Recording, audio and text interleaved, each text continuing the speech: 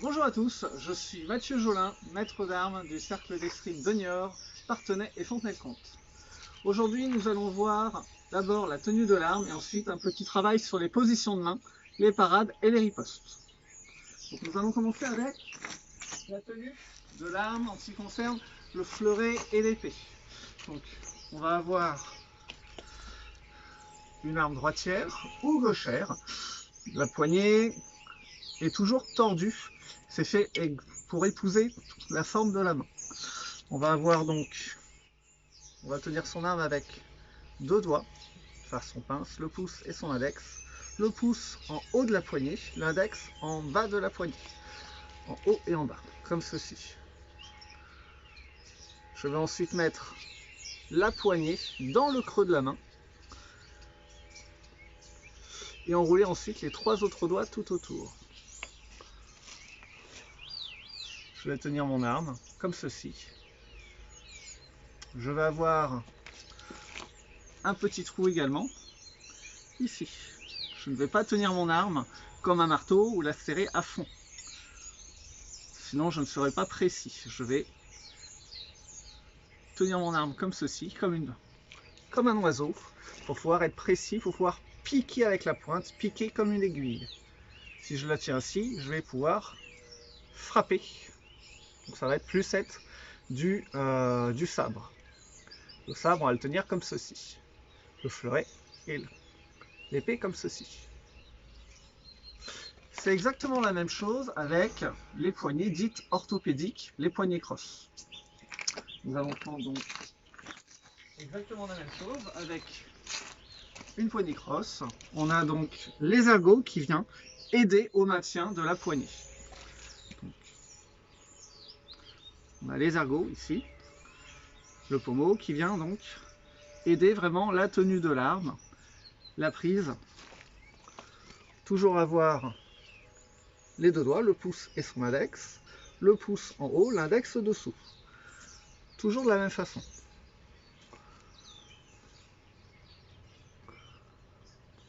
Je vais ensuite enrouler mes doigts tout autour, toujours en ayant la poignée au milieu de la main,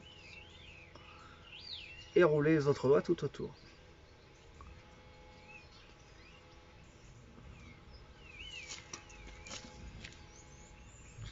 Toujours pareil, on va avoir un petit trou ici pour pouvoir travailler aisément avec les doigts, travailler sur le doigté.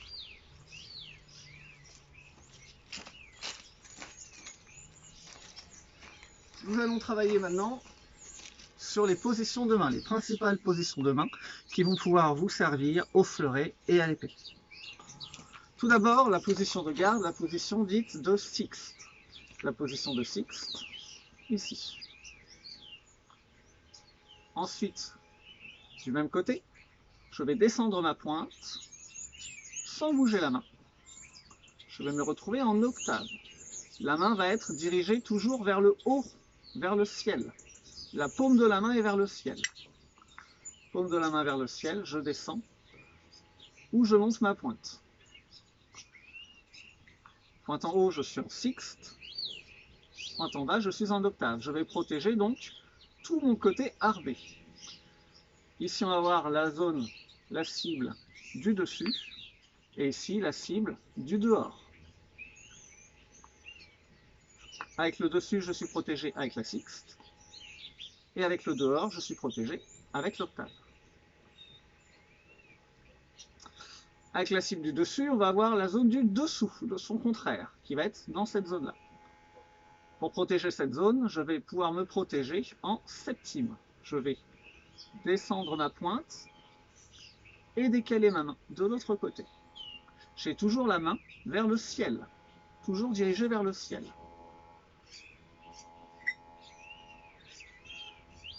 On termine avec le dedans, la cible du dedans, et ce côté-là. Je vais pouvoir protéger le dedans avec la carte. Sixte, octave, sixte, quarte, septime, quarte, octave, sixte. Il va y avoir également d'autres positions de main. Une position de main qui va être utile, ça va être là également la position de seconde, mais également la position de prime. Pour aller en seconde et en prime, tout d'abord la seconde, je vais descendre ma pointe, je vais aller en octave, et je vais ensuite tourner la main. Je vais avoir une position dite en pronation. Donc la position de seconde protège la scie du dehors. Donc à partir de la sixte, je vais tourner la main et descendre ma pointe. Je suis en seconde. Je suis ensuite passé à la prime. Pour aller en prime, je vais descendre ma pointe, je vais aller en seconde d'abord. Et je vais ensuite décaler ma main de l'autre côté pour aller en prime. Si je tourne la main du même côté, je me retrouve en septime. Septime, si je tourne la main en pronation, je suis en prime. Sixte, pour aller en prime, je passe en octave ou en seconde et je décale ma main sur le côté. Sixte, quarte, octave, septime, seconde, prime. Il y a bien sûr d'autres positions de main encore, et avec déjà ce panel de positions de main, avec ces 6 positions, on pourra déjà faire grandement plein de choses, que ce soit en assaut ou en fondamentaux. Sixte, quarte, octave, septime, la prime et la seconde, qui servent à protéger la cible du dessus, du dessous, du dehors et du dedans. Bien. À partir de ce travail de position de main, on va ensuite travailler sur les parades et les ripostes. Tout d'abord, à partir de la position de sixte, je vais tout d'abord commencer par me fendre, faire quelques fentes pour m'échauffer. Je vais allonger le bras et me fendre avec la jambe avant. Je pense à revenir en garde, bras courts pour les fleurettistes, bras allongés pour les épéistes. Je fais attention à avoir toujours les pieds en équerre, les pieds à angle droit, pour être stable. Je pense, quand j'allonge le bras, à avoir la main légèrement au-dessus de l'épaule.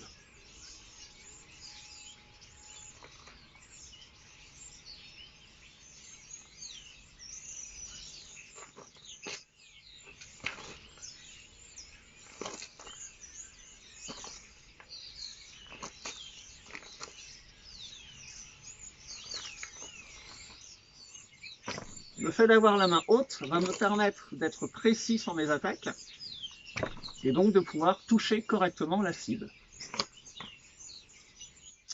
Je vais ensuite travailler donc sur les parades et les ripostes. Tout d'abord, la parade de cartes. Je vais déplacer ma main tout d'abord en carte et ensuite venir toucher la cible en allongeant le bras.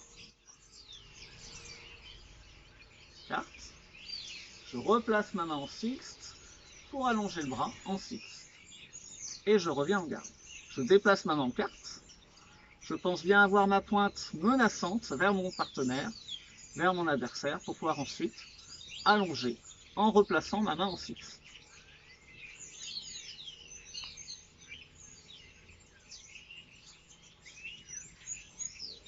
On appelle ça une parade de cartes d'opposition. C'est une parade d'opposition. Je vais ensuite faire la même chose à partir d'une parade d'une tac. Parade de cartes façon tac. Je vais faire exactement le même geste qu'un battement. Je vais déplacer ma pointe et aller sur le côté. Ma main va rester, elle, en sixte. Je déplace ma pointe, vraiment, sur le côté pour me protéger. Je vais ensuite allonger le bras pour toucher mon adversaire.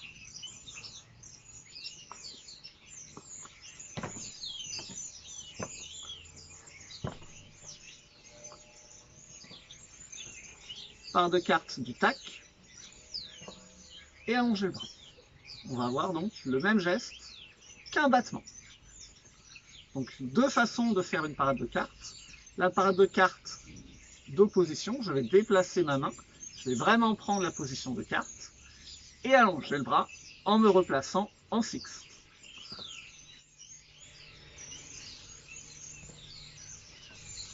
Et la même chose à partir de la parade du tac, partir du battement et allonger.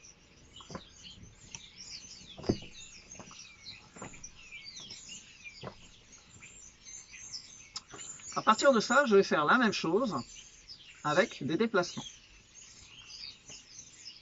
À partir de la parade de cartes, je vais ensuite me fendre pour toucher mon adversaire.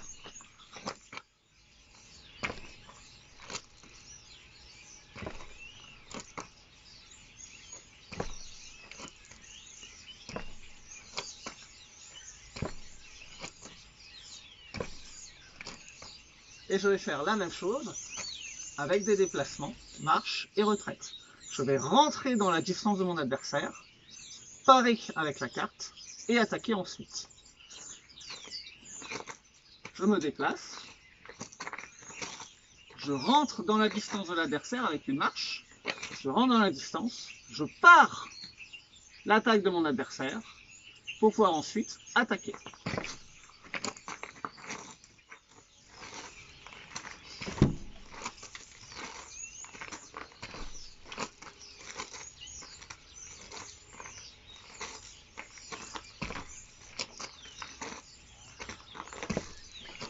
Je pense bien à faire ma parade, deux pieds fermes. Il faut que je sois stable pour pouvoir parer. Je pense bien donc à rentrer dans la distance, parer sur place et attaquer ensuite.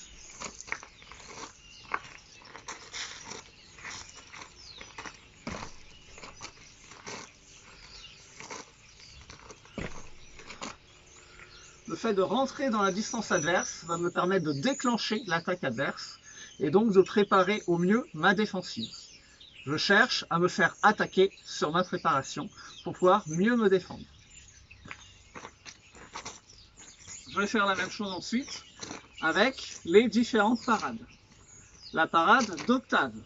Je vais toujours rentrer dans la distance, parer en octave et aller toucher mon adversaire avec un dégagement. Je pars, l'attaque qui arrive en octave, je refais le tour avec ma pointe pour aller toucher.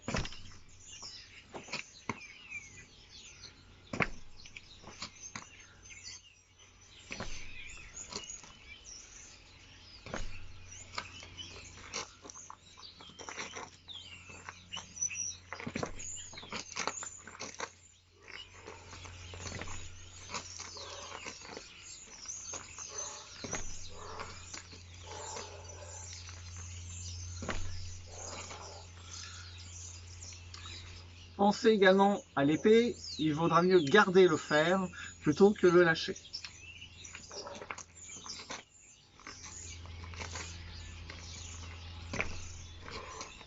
Je fais la même chose à partir de la septime.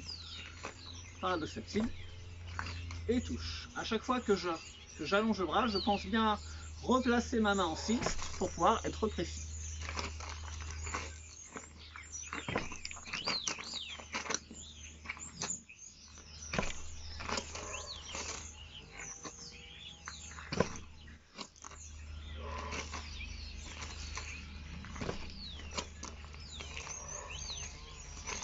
Je fais la même chose à partir de la parade de seconde.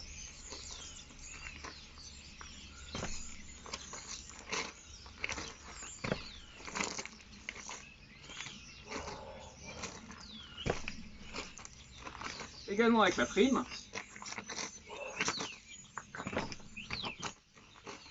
Je cherche à me faire attaquer, je pars et j'allonge le bras pour pouvoir toucher mon adversaire.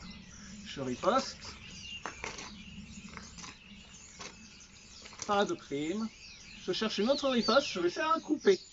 Je passe derrière la lame de mon adversaire, je replace ma main toujours en fixe pour pouvoir attaquer.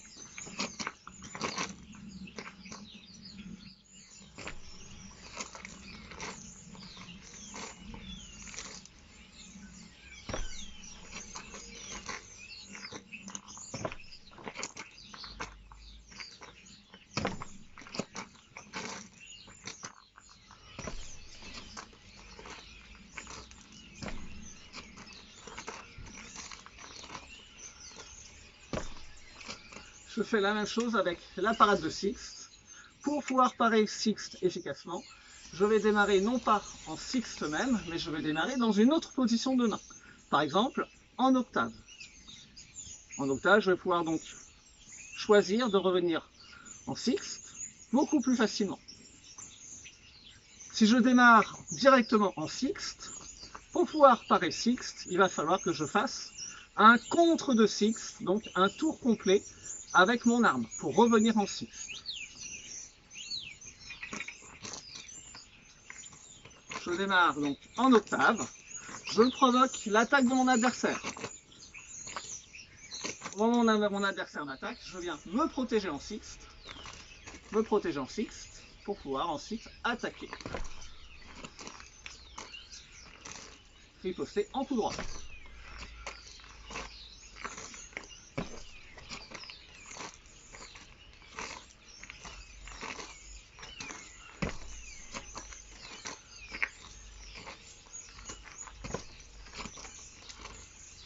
Je fais la même chose à partir, cette fois-ci, de la position de sixte. Je suis en garde en sixte et je vais parer également en sixte. Je vais faire donc un contre, on appelle ça un contre de sixte. Pour avoir le temps de faire le contre de sixte, que ce soit au fleuret ou à l'épée, je vais faire une retraite.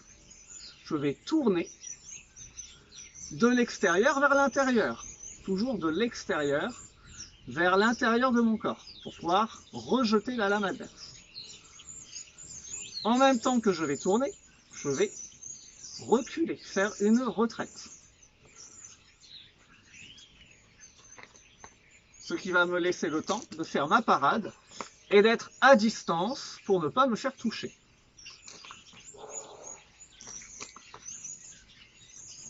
Je remonte, en gardant sixte, je recule et je fais mon contre. Je vais ensuite allonger le bras pour pouvoir toucher mon adversaire et continuer avec la fente, étant donné que je me suis défendu avec une retraite. Je suis donc hors distance, il va falloir donc que je me rapproche avec une fente.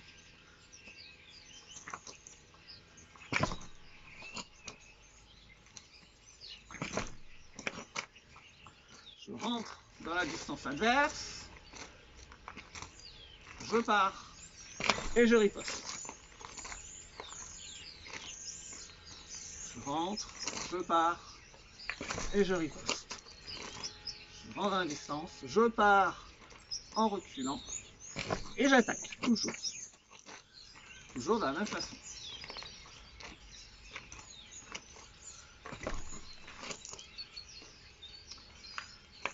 Je termine cette leçon, cet exercice, par un petit travail avec deux armes pour simuler l'attaque de mon adversaire.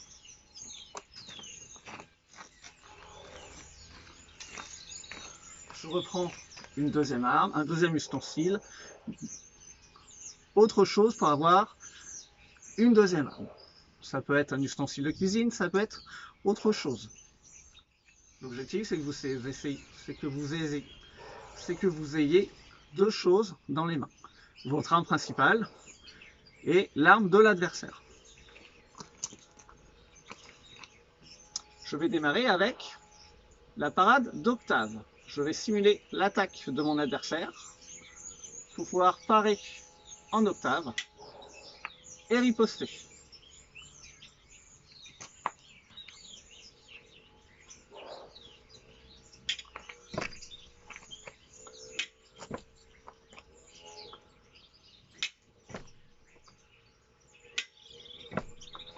Je vais toucher la lame pour pouvoir riposter.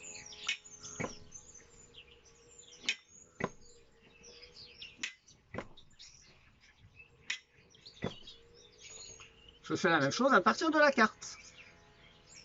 Je simule l'attaque de mon adversaire, je viens toucher la lame en carte et riposter. Je viens toucher et je riposte. Je viens toucher, je riposte.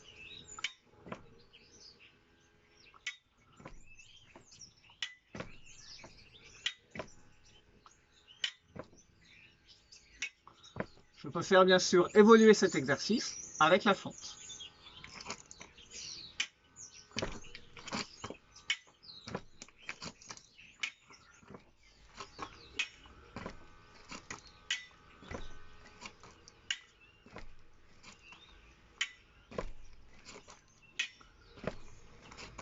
Je peux varier également les positions de main avec la sixte par exemple et la prime. Je viens me protéger avec la sixte et riposter. J'ouvre un petit peu la cible, j'attaque, je simule l'attaque de mon adversaire pour pouvoir me protéger et riposter.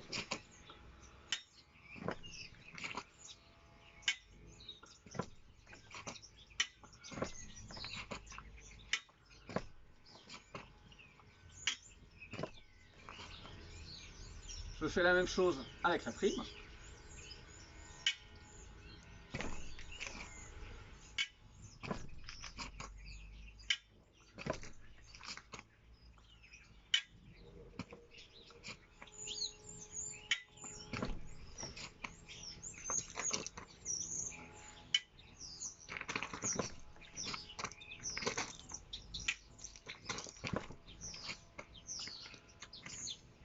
Et pour terminer, nous allons faire un petit travail de coordination sur des attaques composées.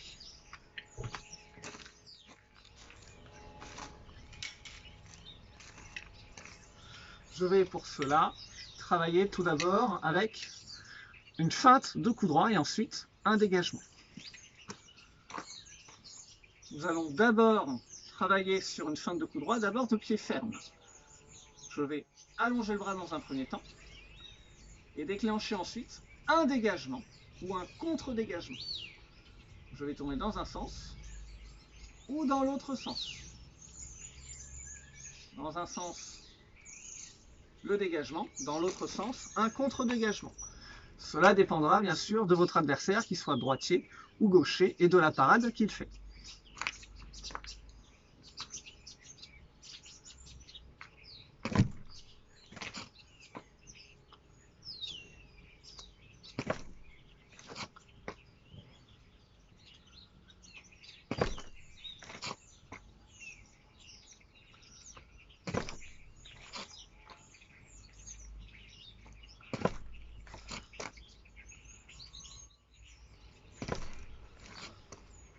Je fais la même chose avec une feinte non plus de pied ferme, mais une feinte à partir d'une marche, une feinte en marchant. J'allonge le bras d'abord, je marche ensuite pour provoquer la parade de mon partenaire, de mon adversaire. Je viens ensuite contourner la parade pour pouvoir ensuite attaquer.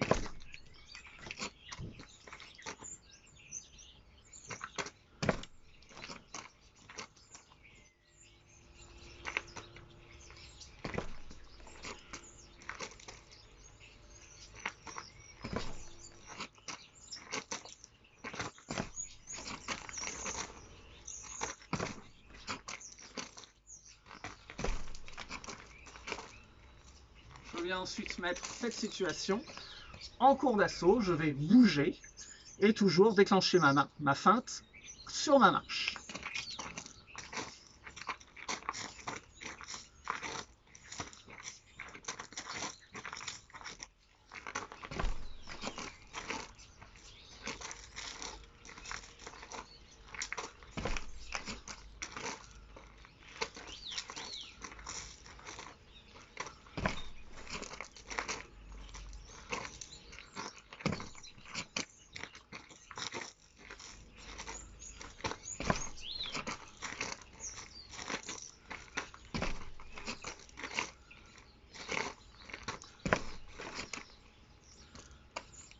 Je termine en mettant en pratique cette attaque composée, non plus à partir d'une marche et fente, mais à partir d'une fente simple. Donc, ça veut dire une attaque au pied levé. Une attaque composée au pied levé. Je vais exécuter donc ma feinte pendant que je suis en train de me fendre. Donc, uniquement sur ma fente, je devrais avoir ma feinte, mais également mon attaque.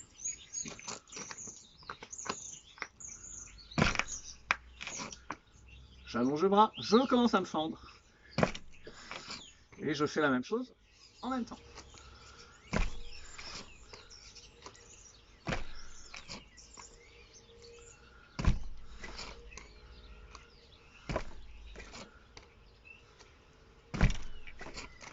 Je fais la même chose avec des placements.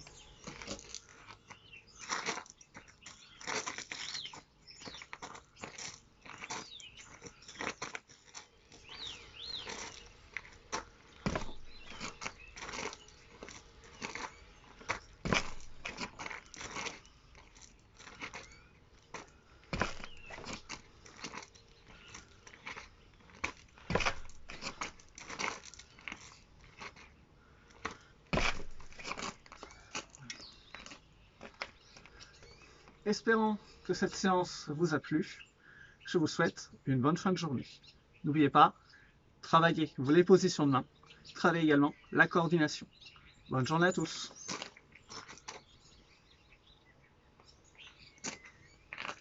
Merci.